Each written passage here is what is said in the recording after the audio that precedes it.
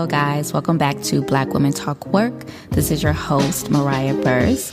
And before we get started with today's episode, I really want to take a second to just thank everybody who has reached out over the past couple of weeks. All of the emails, the comments on Instagram, the suggestions for people to be on the podcast. For those of you who have also reached out and just shared your own stories about being Black professional working women and sharing with me the good and the bad, I really, really appreciate it. And I appreciate all of the support. I'm definitely going to be doing more interviews, but I definitely also want to do a few just like solo episodes where I'll talk a little bit about just topics in this space, some of my experiences, some of your experiences. So definitely continue to email me at blackwomentalkwork@gmail.com with any of your ideas, suggestions, and feedback. And also your feedback is really important to me as I'm rolling out the podcast. I keep reiterating the fact that I really want this to be a community and to be a podcast that is generated based on what is going to be helpful for you all to hear. So like I said, definitely keep in touch, keep emailing me. So for today's episode, I'm really, really excited about this one. I had the chance to interview Lauren Legette, a Hampton University graduate who has gone on to become a very successful marketing professional with a number of household names decorating her resume throughout her career. She is currently making her mark in Silicon Valley in her current role in business product marketing at Facebook, and credits relationship building as the most critical life lesson and contributor to her success at this point. I want you guys to listen as we get into everything from how her experience at Hampton taught her to give 150% at everything, and to how getting in early at Uber proved to be a very pivotal moment in her career. Let's get to it.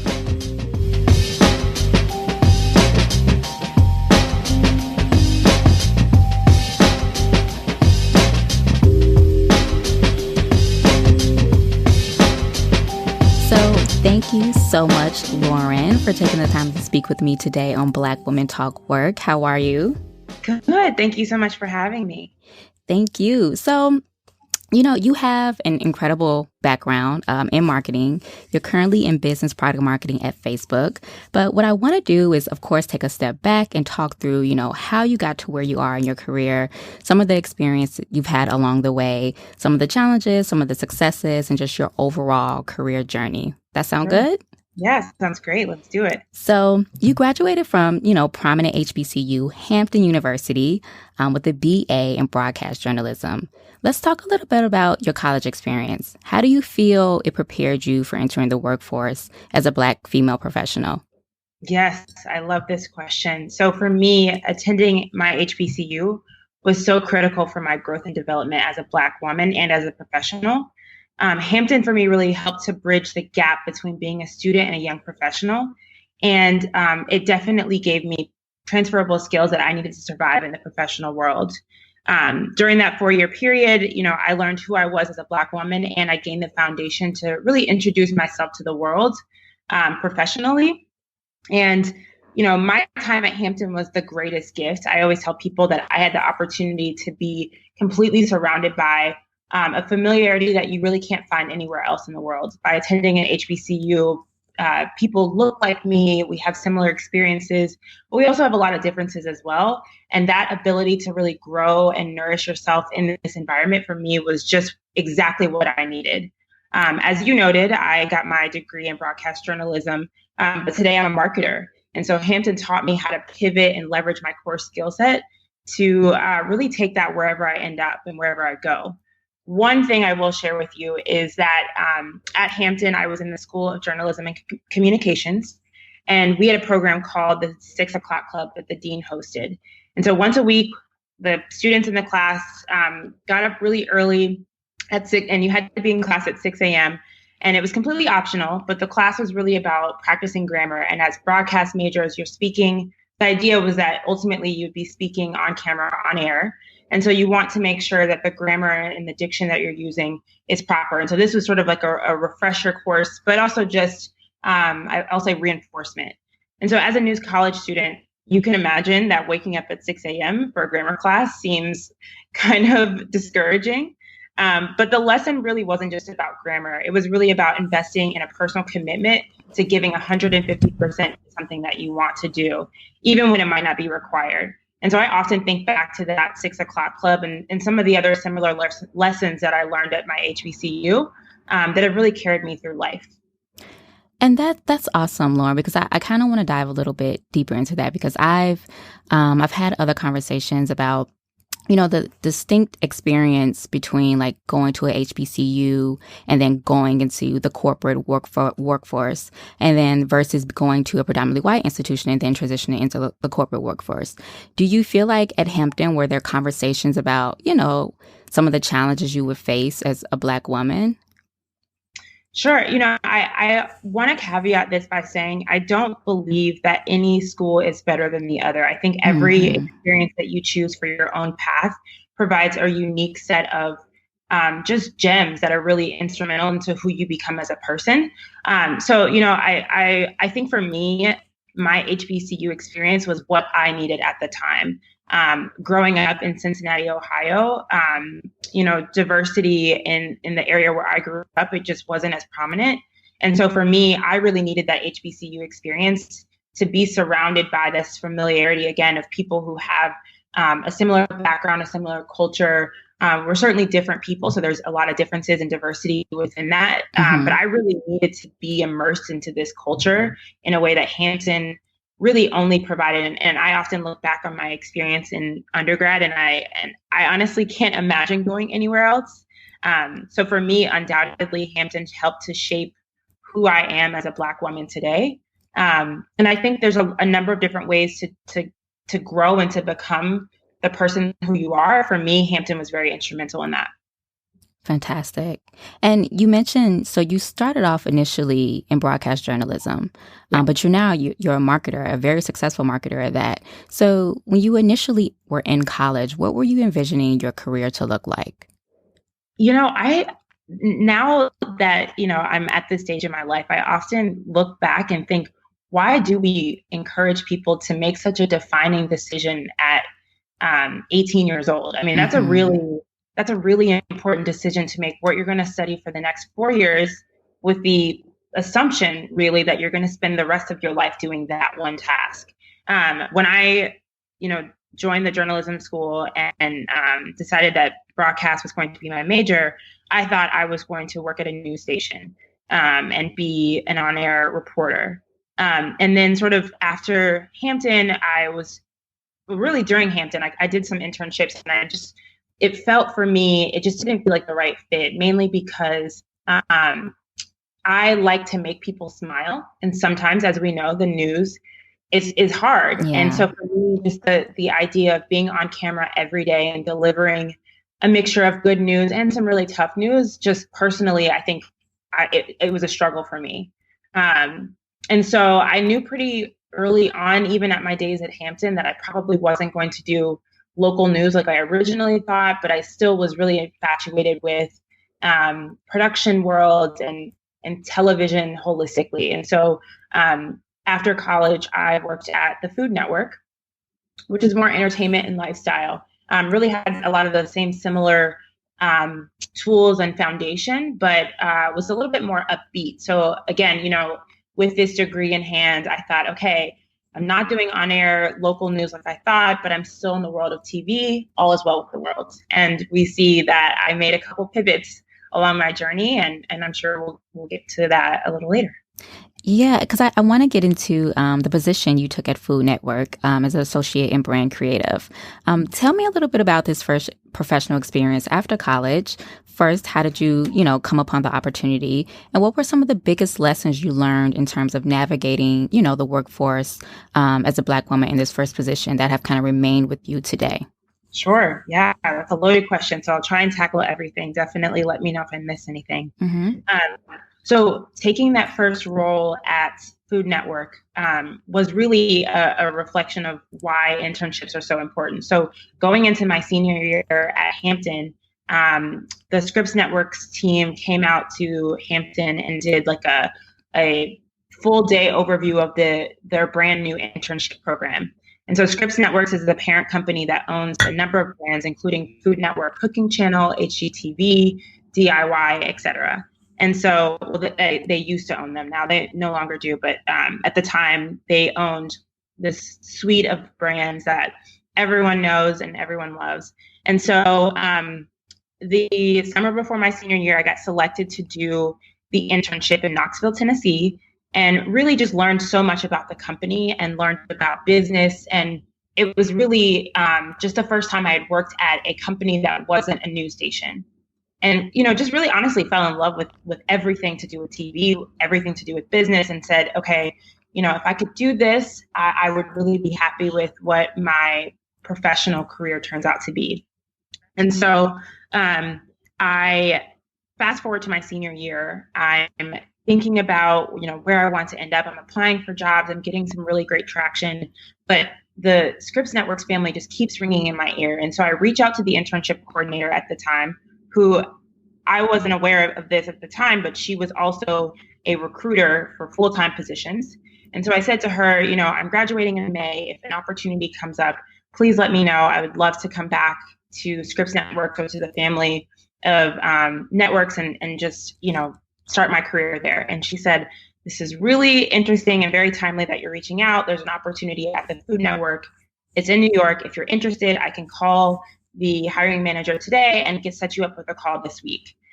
Long story short, everything moved so quickly. Within 2 weeks of graduation, I was moving out to New York and starting my career at Food Network. So I think it's, a testament to a very early lesson that I learned in life, which is your network really is your net worth. My relationships have really just helped me open my mind to what the opportunities are that are out there, and really just keep myself, sort of at the top of just being aware of opportunities that are available. For me, I think that was really the first time that I realized, like, using your connections and talking to people really does open the door for a lot of opportunities. And so to your other question, which was, as a Black woman kind of being in that atmosphere, what are some of the things that I learned? I think you learn so much as a new professional in the world that I think I was so just overwhelmed by being this young professional working my first job in the industry, that I honestly learned so much, and I have a hard time identifying maybe one or two things. What I will say, though, is that some of those same lessons that I learned during my time at Hampton, which is, giving 150%, is always required. So, for example, I was one of the first people in the office and the last person to leave. And I think that allowed me to be aware of some of the big projects that were coming up and really open the door for me to kind of have these first to market opportunities. I would also say that, I made a point to make my manager aware of things that I was interested in that weren't necessarily included in my job description. And so because of that, I had an opportunity to go sit on set while we're recording Iron Chef and to, follow and shadow the director or the producer to really learn more about their world, which is a little separate from mine. There were, times where other departments needed additional support. They were doing projects that I found really interesting. And so, I jumped on those opportunities and said, hey, I have some extra time. I have some extra bandwidth. How can I be a resource? And I think it really just helped me really grow my experience and my resume. And so just being, invested in giving 150%, because people aren't always going to tap you for the really cool experiences unless you show interest and a drive and a hunger to learn. You just said so many points I want to touch on. That was awesome, Lauren. So, you talk a lot about, about the networking element and the relationship building. And do you feel like for the networking specifically that this is something that has kind of come naturally to you? Or do you feel like there was something that maybe you had mentors or early in your career, early in college, that you kind of learned and were in settings that, made you comfortable networking in various settings and advocating for yourself early in the workplace? I have yet to meet someone who is comfortable networking. I think it's very uncomfortable, right? You're forcing yourself to get to know someone that maybe you know a little bit about them, but you don't know them that well. And so it's very uncomfortable to be in a situation where you kind of have to make small talk, find similarities, ask for advice. And so I think networking is always uncomfortable. What I will say is that relationship building for me has been the most critical life lesson in my professional career. And it's something that I really want to stress is probably the most impactful takeaway, that if anyone's listening to one thing that you're looking to take away from me today, it's that relationship building is so critical. I'm fortunate enough to have so many big brothers and big sisters in the professional world. And I call them big brothers and big sisters and not mentors, because a few years ago, while I was working at Uber, a lady who I call a boss in business, Bozema St. John, was also working at Uber. And I was incredibly excited because I followed her career for so long, and I'd known a lot about the accomplishments that she had made at other companies, and was really excited to be in the same company and in the same space. And so while she was at Uber, I reached out, we set up time to connect, and had a really great meeting. We laughed, we had some real talk. I shared my aspirations, she gave me some advice. It was a real honest and true sisterly conversation. And so at the end of the conversation, I asked her to be my mentor, and she said no. And so after a beat, she said, I don't believe in mentorship, I believe in friendships. And for me, that rationale just really made a ton of sense, because what you're looking to do is to forever create a dynamic where you're constantly learning and constantly growing with and from each other.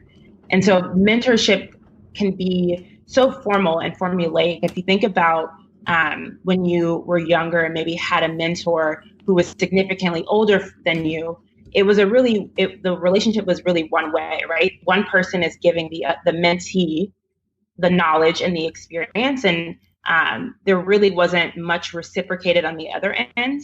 But when you talk about, a friendship or a sibling type of dynamic, it's a deep investment, and it truly is a foundation. You're constantly pushing and pulling, learning and sharing encouragement and growing. And so that's really what makes a difference. And so to your question, yes, what most people call mentorship and what I call a true relationship is something that is incredibly critical for me, not just to get the next opportunity, but really just to make sure and to kind of gut check with someone. If I'm dealing with something on the job, or if I'm thinking about a new opportunity, it's a great opportunity to kind of bounce those ideas off of a village. And I want to get into your previous role at Uber, because you were consistently promoted 3 times over 3 years. You were marketing manager to lead marketing manager to senior marketing manager. If you could tell me, and I know this may be a little tricky, if you could tell me 3 things that you believed helped you consistently succeed and climb during your time at Uber, what would they be? Absolutely. So the first one I would say is always seek first to market opportunities. And when I say that, what I mean is, when I took the job to get to Uber, Uber wasn't at the status that it is now. A lot of people didn't know what Uber was. Most of my friends in my network, my parents, et cetera, they hadn't taken Uber before. We truly were a startup at the time, and there were a handful of employees across the company. And so because of that, it was a pretty risky venture. And I remember when I left the company that I was working for in New York and decided to take this opportunity with Uber, my dad said, "Why are you leaving such an established company? Like, what happens if Uber fails?" And now it's funny that he said that, but at the time, he had very real concerns. I mean, it was a startup. For me, coming from such a corporate business background, it was a huge risk. But it was an important opportunity for me to take. And it had a profound impact on my career, and really gave me the tools to just elevate my knowledge and my skill set, et cetera. So for me, something that was so risky at the time, it has become such a vital part of my professional journey. And so I think it's really important to be able to be on the lookout for those unique, rare opportunities and not be afraid to take advantage of them. The second thing I'll say to you is be comfortable wearing many hats. You should never say, "Oh, that's not my job, that's so-and-so's job." You should always be willing to get stuff done, to be honest. I mean, thinking back to Uber, there were many times where, technically I was on the marketing team, but, I had to do customer service, or I had to step into an operations role or a biz dev role. because we were such a startup, we were such a small team, we had to wear so many different hats. And I think that's really indicative of leadership when you can juggle different tasks because it's important for the business. I think that's really a signal of someone who is a leader, and ultimately, it opens the door for you to be able to grow, because if you're able to identify these tasks are critical for the business, I might not be an expert at this, but it's something that needs to get done. That really just identifies that, hey, you're ready for a leadership opportunity because you're already taking care of tasks that are outside of your job description. The last thing I'll say is making sure that you're open and honest with your manager about your growth and trajectory. I think early on in my career, I was not fully transparent with my manager because it felt like you needed to have sort of a wall up. And so where you ultimately want to take your career may not be something that's on his or her team, or not even at the same company. And so you feel like you can't share that information because it jeopardizes your time at the company or anything of the sort. And really those concerns shouldn't be something that you're worried about. You should be able to talk to your manager and say, hey, this is my long-term goal for my career. This is my short-term goal over the next 2 to 5 years. How can I achieve these goals? And your manager, assuming that they're someone who has your best interest at heart, which we hope they do, should be able to help you identify the steps that you can take during your time on their team and at the company to getting to your long-term goals. And so I think that's the third thing I'd say is, making sure that you've identified what your goals are, both in the short and long term, and that you have those conversations with your manager to help you achieve those goals. Fantastic. And as I'm listening to you, talk, Lauren, just about like points at your career over the past couple of years, journeys at specific companies, you seem very clear, very enthusiastic, very driven towards getting to the places that you want in your career. And I want to ask, like, as you are a Black woman, and I'm sure throughout the years you've encountered microaggressions, you've encountered some negative experiences, you've encountered difficulties along the way. I want to know, how do you keep that amidst some of these challenges that Black women tend to face in some of these settings? How do you maintain that enthusiasm? How do you push past challenging moments to continue to move forward and stay focused on your goals to get where you want to be in your career?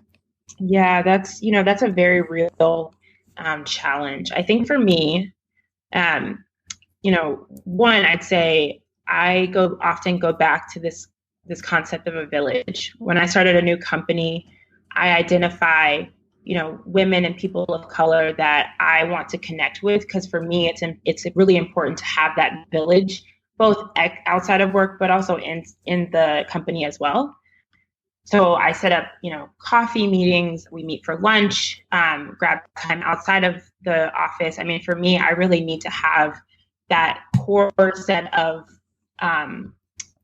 friends or colleagues that I can really, decompress with if I'm dealing with a tough situation. The second thing I'll say is, I've been really fortunate to work at companies where I can be super transparent about something that's unjust or, a microaggression, as you pointed out. I worked at companies where I've been able to really call things out and actively be a part of the change. I think that there's no secret that in the world of tech, diversity doesn't look like it should. And again, I've been really fortunate to be a part of companies that are actively open to the conversation and actively working towards a solution and encouraging employees at all levels to be a part of that change. And so for me, that's another way that I seek to really continue to have a positive outlook is by being a part of those efforts.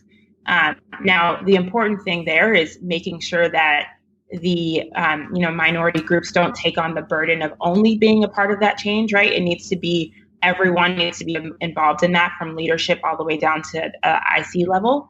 But I've really taken an active approach on being involved in that. And so whether it's championing for diversity and inclusion sessions or training sessions for my teammates, or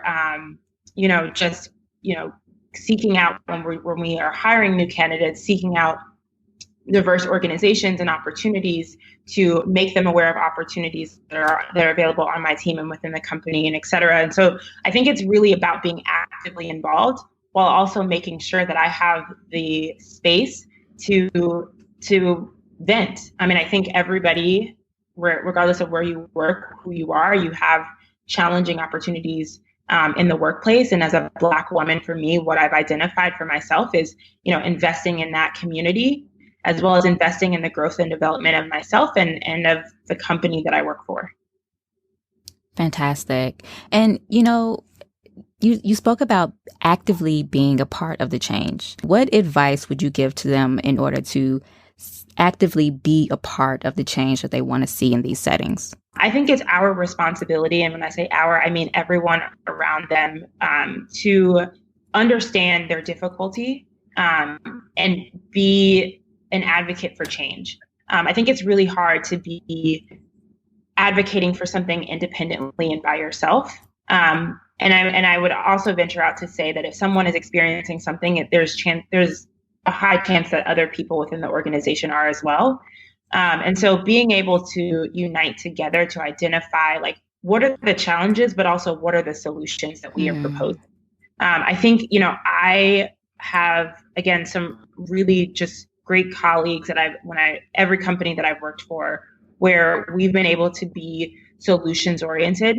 And the reality is that, we live in a world where people are people, humans are humans. And, there's an opportunity for things, mistreatment or any number of things to happen in any capacity. Mm-hmm. But I think when you're able to work with your colleagues to identify those, call them out, first of all, that's first and foremost, call out anything that is not appropriate. You need to call them out and then identify how can we rectify it. I think,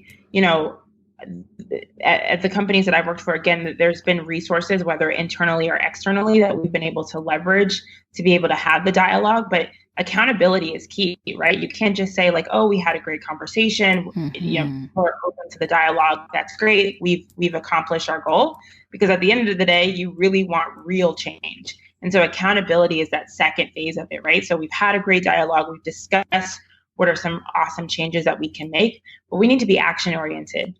During my time at Uber, I had the opportunity to be an inaugural board member of our affinity group for African Americans.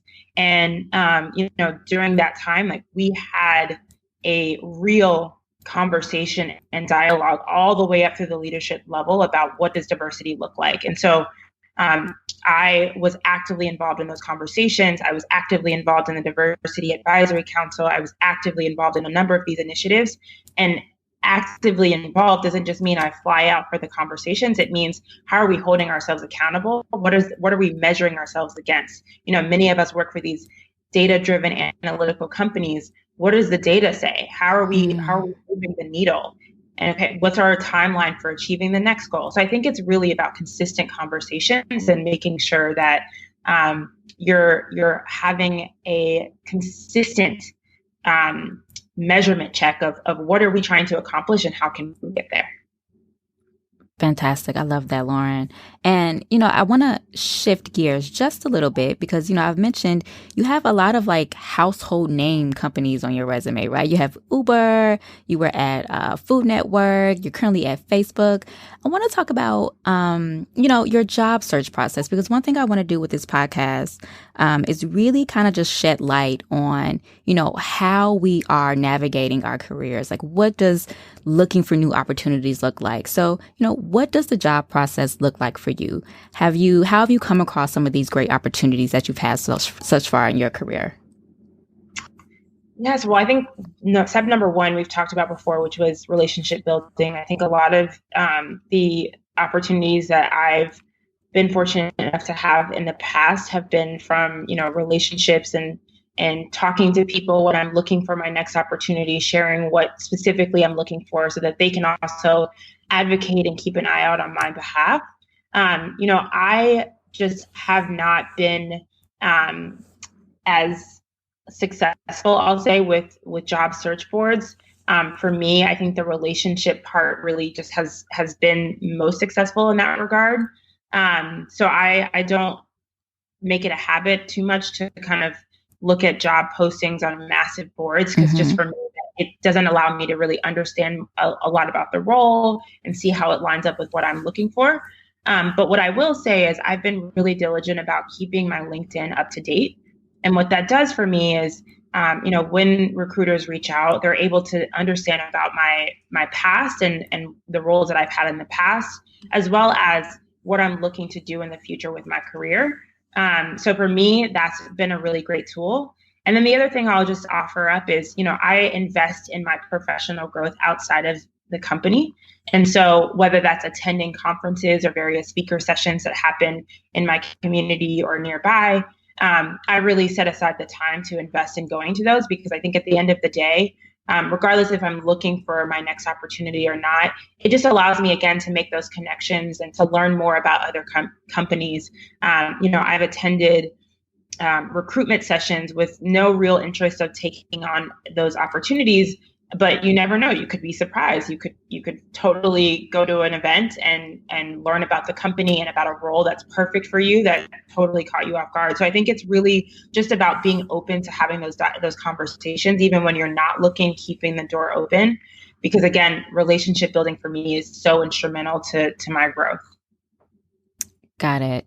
Thank you, Lauren. And, I kind of want to go a little bit broad because you've shared so much. Oh, my goodness. And I just want to thank you again for just taking the time and agreeing to be a part of the podcast, because this has been fantastic and you've shared a lot of gems.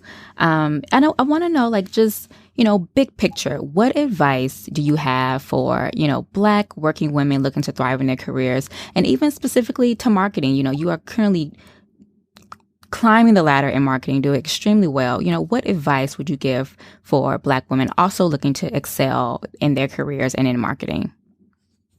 Well, first, I would say to continue to be involved with literature and discussions like the one that we're having now. I think, again, this concept of community, I don't know how many times I've said it over the last couple of minutes, but for me, again, the relationships are so critical. And though, these dialogues are not necessarily in person with a bunch of people, I think being aware and listening to the conversation is always important. The second thing I will say is never feel like you are unprepared or unqualified for a role. I think that, I often have people reach out to me because I have made such a shift from, being in the TV world to now being in tech. And a lot of people are interested in that transition and how it works. And if you're interested, I teach a course on that. So happy to help you with that. But I, when people reach out, I often say, I think there is a such thing as universal transferable skills. And so I think it's really important to not sell yourself short just because you haven't worked in tech or you haven't, been a teacher doesn't mean that you don't possess the skill sets to be the perfect fit for that role. I think it's all about reflecting on the experiences that you've had and identify what are some of those transferable skills that may not be exactly what the role is that you're aspiring to achieve, but maybe share some of the similarities or has the same core foundation. So I think it's really about not selling yourself short, evaluating the knowledge that you have, the experience that you've been through, the skill set that you've developed, and making sure that you position that in a way that is 100% truthful, but also is transferable, right? And I think that that's the biggest thing. There's so many times that people reach out and they say, I want to break out into this industry. Can you talk to me about how you did it? And I said, I look at their resume and I'm like, in my opinion, I think you're ready. I think it's about how you shift your mindset of, okay, some of these skills that you identified, really, they are project management skills, which are very relative to the role that you're looking for. So I think, again, it's all about reflecting on the experience that you have. And then the last thing, I would say is continue to network, because for me, networking has just been the best way to just develop really strong relationships with people. There's a lot of people that I network and communicate with that I've never met in person. But they've been a great sounding board for me, even through digital communications, either via email or via LinkedIn. So for me, like I said, I really take those investments very seriously. And I want to piggyback on that because so much of my career has been built on identifying those transferable skills. I'm telling you, so that was spot on, Yes. Lauren. Definitely for sure. Like that is key of being able to, even if you want to stay in one industry, if you want to move from one industry to the next, being able to identify the skills in each of your roles that are universal and that can help you move from each step is paramount in being able to move seamlessly in your career. So love that, Lauren. Thank you. The other thing I would just offer up to that too is, there are times where when I've been in roles where we're hiring for new talent and we're specifically looking for someone who has the opposite experience than what the current team is. So you really honestly never know. Like your experience could seem like a wild card, but at the end of the day, it could be exactly what the team is looking for because they are looking for diversity in thought. Or maybe if they aren't looking for that in diversity in thought, maybe you need to educate them on why they should be looking for such a different type of candidate. So again, I think it's really all about how you position it. And I think it's, especially for the marketers who are listening to this conversation, it's all about how you position it is to fit their needs, right? And so I think, it's really important to learn more about the role. Sometimes the job the job description is so specific in a way that it's really also not clear on what they're looking for. Mm-hmm. And so, I often would not be ashamed to reach out to the recruiter and say, hey, I saw this role. Here's my resume. I'd love to talk to you about this opportunity. And just, again, don't be afraid to reach out because you never know. Fantastic. And so I know you're in marketing, and I want to know, like, what are you consuming every day? What resources, what books, what podcasts, what conferences, what are your favorite groups? Like, what are some of the resources that have helped you in your career and that you would recommend to other Black working women? Yes, absolutely. So the first thing I'll say is, I join a number of different speaker sessions that happen in my area. So just the other day, I went to a Black Women in Tech event. And so, I try and find those different nuances and different events that will connect me with the people that work in my industry, who have a ton of different roles. And there's a lot of diversity in those groups in terms of, some of us are marketers, some of us are engineers, et cetera. But again, just, fostering those relationships and connecting with the people in my area. The other thing I'll say is I invest in going to conferences every year. I identify, 1 to 2, maybe more of the conferences that I'd like to check out. This year, I'm in really investing in going to conferences specifically for Black women. So, you have a diversity of backgrounds, whether they're marketers or if they're teachers, et cetera. But this is a fostering of professional women who work in business. There's people with STEM background, et cetera. So I'm so excited about making that investment this year. I am currently, investigating which ones I want to attend. So I can't really say specifically which ones I'd recommend, but I do think that there's something that really is magical about being in an environment where you're in a room with people who look like you, who have a ton of different experiences, and really are all coming together to further encourage each other. So that's something that I will tell you that I'm personally investing in. Now, in terms of books and literature and things like that, currently I'm reading Michelle Obama's book. I'm a little late to the party with that because I was in a book club reading another book. But for me, I'm sure many people have already read it, but for me, she just drops so many gems throughout this book that for me, I think just it ignites this sense of